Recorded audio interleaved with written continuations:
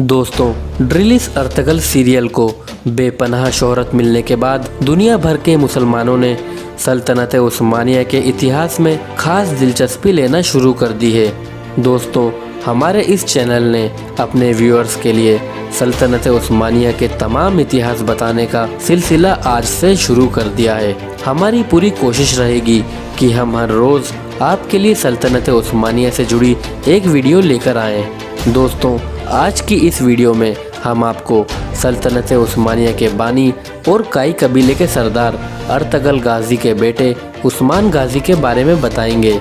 इतिहास में इनको उस्मान अव्वल के नाम से भी जाना जाता है। उस्मान गाजी 1258 को पैदा हुए थे। इतिहास में इनके पैदा होने की जगह तोगुत बताई जाती है। उस्मान गाजी अर्तगल गाजी के तीसरे बेटे थे। बताया जाता है कि उस्मान गाजी हर चीज़ में अर्तगल गाजी से भी बढ़कर थे। ये काफ़ी समझदार, हुनरमंद और इंसाफ पसंद थे।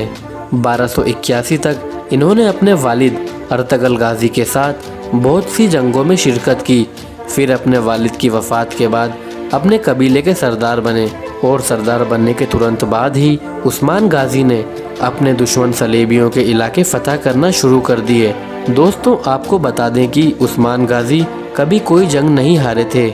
उस्मान की पहली बड़ी कामयाबी कराजा हिसार किले को फतह करना था। इस किले को फतह करने के बाद उस्मान गाजी ने दुश्मनों को बता दिया कि उनकी लड़ाई किसी कमज़ोर आदमी से नहीं है।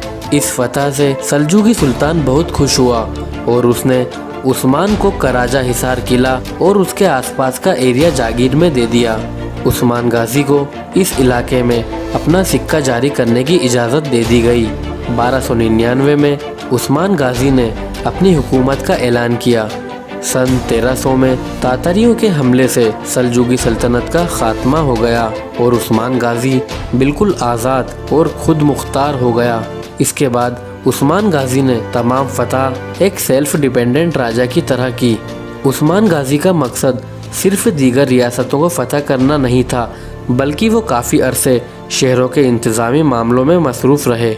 इनके राज में इनकी जनता बहुत खुश रही और इन्होंने सभी के लिए और अपने मज़हब के लिए बहुत काम किया।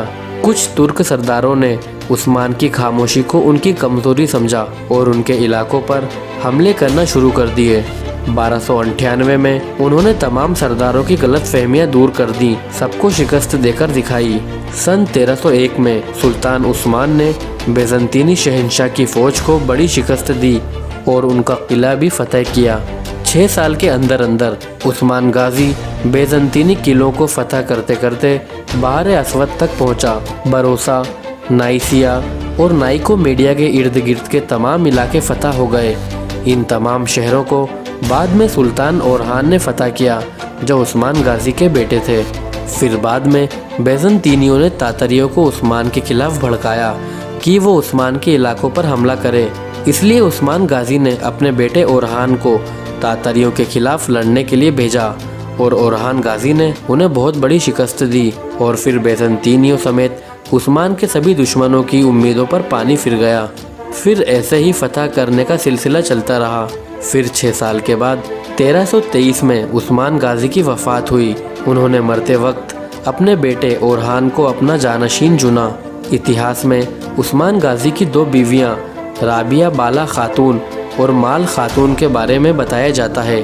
उस्मान गाजी के 5 बेटे थे, जिनका नाम कुछ यूँ हैं: ओरहान गाजी, अलाउद्दीन पाशा, पाजार अली बे, हमीद बे और कोबन बे। दोस्तों, सुल्तान उस्मान में वो सारे गुण थे जो एक सल्तनत के बानी में होना चाहिए थे। इनकी हिम्मत और बहादुरी गैर मामूली थी। जंग में खुद इस तरह लड़ते थे कि सिपाहियों में नई रूह फूंक देते थे।